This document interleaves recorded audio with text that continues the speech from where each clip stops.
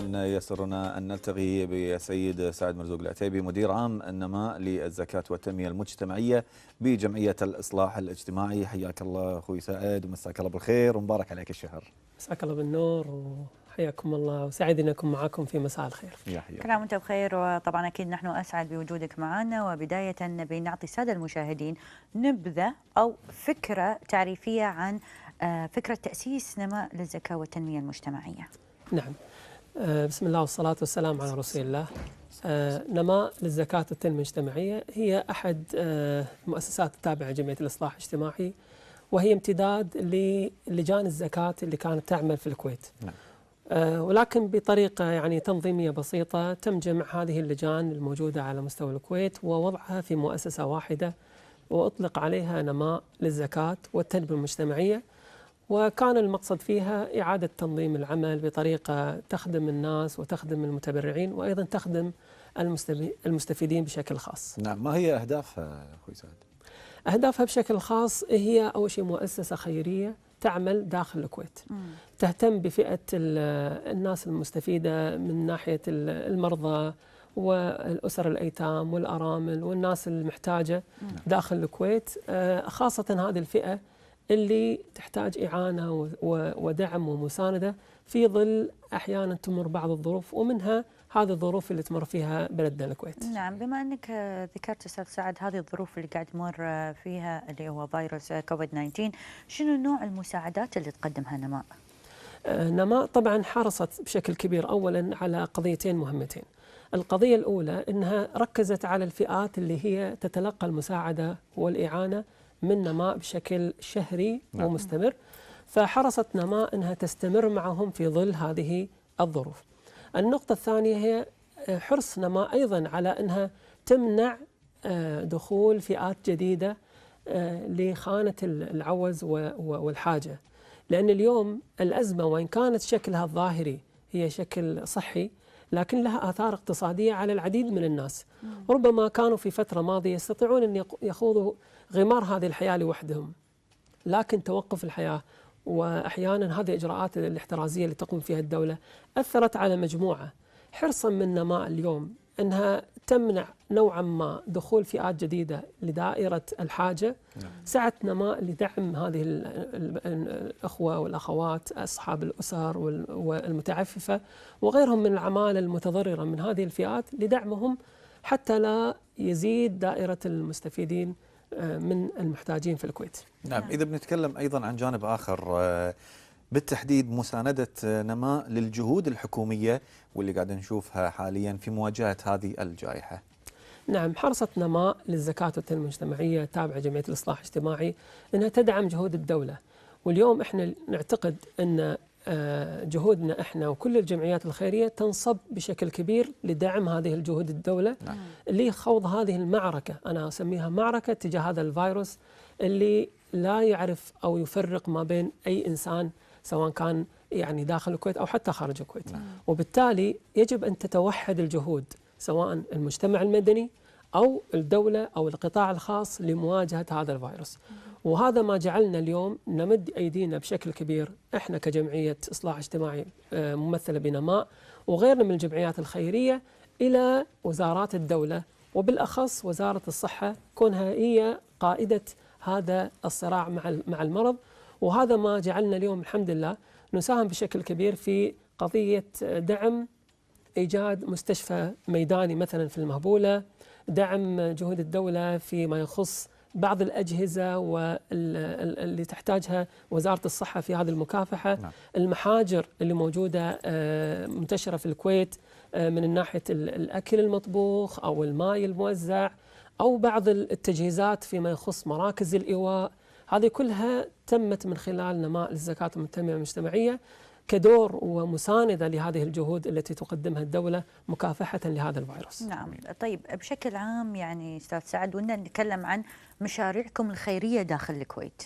احنا نقول أن مشاريع نماء بشكل عام هي مخصصة كلها 100% داخل الكويت.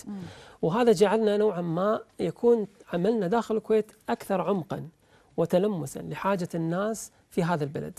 لذلك الحمد لله اليوم عندنا في كفالة الأيتام، في دعم الأسر المحتاجة، عندنا أيضا موضوع علاج مرضى السرطان داخل الكويت ودعمهم خاصة فيما يخص الدعم النفسي. اليوم بعض الأمراض لها آثار خارج إطارها الصحي الكامل. أيضا الأسر اللي تحتوي على الناس المرضى مثلا مرضى السرطان تعاني حقيقة في طريقة تعاملها مع مريضها اللي بينها. الدعم النفسي حقيقة يحتاج جهد كبير، وهذا ما جعلنا أيضا نحقق شيء مهم جدا اللي هي قضية الشراكة مع مؤسسات الدولة والمجتمع المدني فيما يخص مرضى السرطان. تعاوننا احنا كنماء مع مبرة الدعم الإيجابي لعلاج مرضى السرطان، وأيضا مركز مكة جمعة كون أيضا الجهة المختصة المتخصصة في علاج هذا المرض. نعم. طيب بما نحن في شهر الخير، شهر البركة، ماذا عن مشاريع إفطار صائم؟ طبعا حرصنا احنا في شهر رمضان أن نحقق رغبة المتبرع في قضية إفطار الصائم. نعم. لكن هناك تنظيمات الدولة ووزارة الشؤون حرصا أيضا عليها أنها تخفف من موضوع الالتقاء في قضية رمضان. نعم. لذلك مبدأ التباعد الاجتماعي. أي نعم.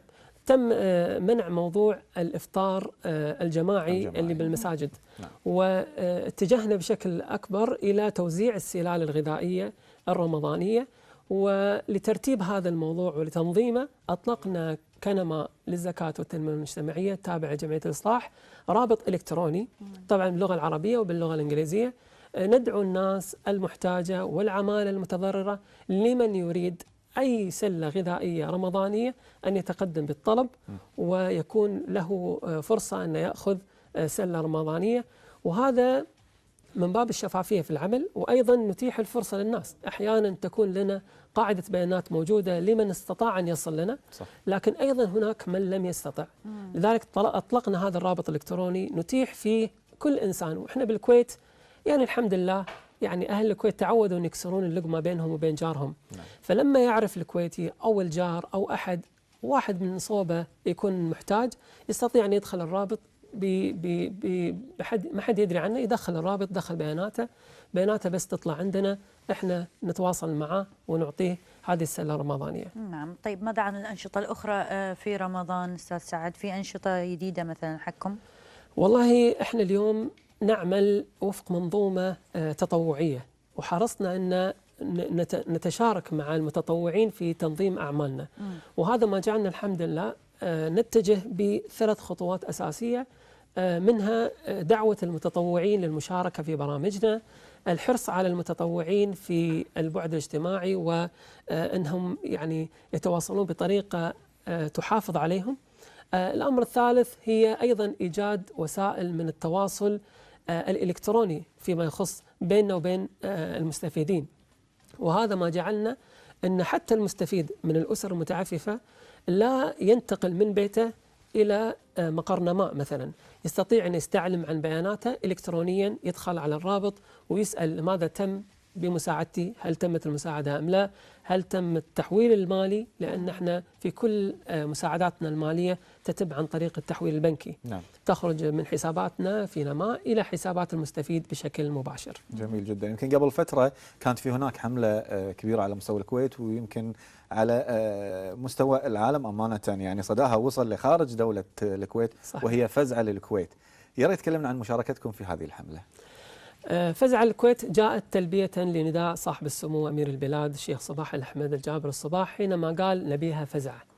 فأتت هذه الحملة المجتمعية من الجمعيات الخيرية وأهل الكويت كلهم تلبية لهذا النداء من صاحب السمو، واللي أنا بالنسبة لي ما كانت مفاجئة، لأن هذا التناغم حقيقة ما بين يعني القيادة الحكيمة في الكويت وهذا الشعب الكريم. ما كانت هذه التجربة الأولى، ربما كانت الأرقام مختلفة. نعم. لكنها لم تكن غريبة على الكويت. ساهمت طبعا نماء للزكاة والتنمية المجتمعية التابعة لجمعية الإصلاح بالمشاركة مع الجمعيات الخيرية، وعددها 41 جمعية، بأنها يكون لها رابط خاص داخل هذه الحملة. وبحمد الله عز وجل طبعا الحملة ككل جمعت بحدود 9.5 مليون دينار كويتي. صحيح. كان نصيب نماء للزكاة والتنمية المجتمعية 439 ألف دينار. حرصنا في هذه الحملة وهذه المساعدات أن نوصل هذه المساعدات الكويتية إلى مستحقينها بشكل مباشر. نعم، جميل جدا. طيب، من خلال هذه الأعمال الإنسانية المختلفة التي تقومون بها، ما الذي تسعى إليه نماء؟ وين تبون توصلون؟ شنو الهدف؟ الهدف الأساسي اليوم أن لا يبقى في الكويت محتاج. الكويتيين دورهم وعملهم وجهدهم وصوتهم وصل إلى أصقاع الدنيا. لا أعتقد أن هذا الصوت لا يسمع داخل الكويت.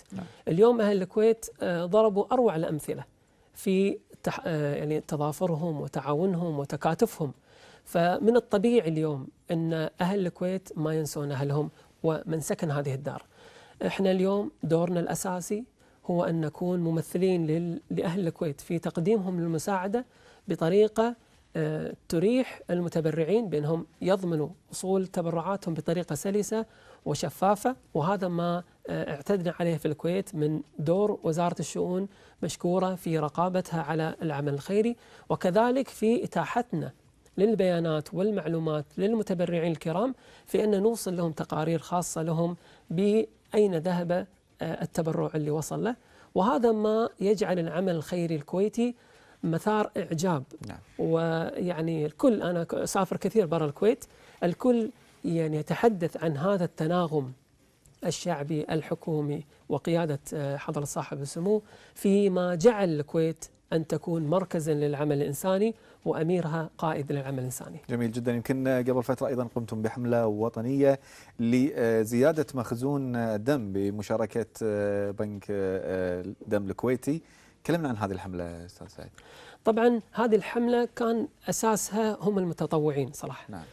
دورنا في جمعية الإصلاح أيضا أن نساهم في دعم هذه الجهود المجتمعية. جميل. وهذا ما جعلنا متطوعينا يتواصلون بشكل مباشر مع إدارة طبعا بنك الدم ودعم جهودها في تنظيم دخول الناس وخروجهم في هذه الحملة الوطنية التي تساهم بشكل مباشر في تغذية المخزون الخاص بالدم، خاصة في هذه المرحلة. صحيح. اللي أعتقد نحتاج، كما أن وزارة التجارة حريصة على أن يكون هناك مخزون غذائي في الكويت. نعم. أعتقد يجب أن يكون هناك نعم. حرص على أن يكون هناك مخزون من الدم داخل الكويت. أستاذ سعد، كل الشكر لك، يعطيك ألف عافية وقواكم الله. شكرا لك.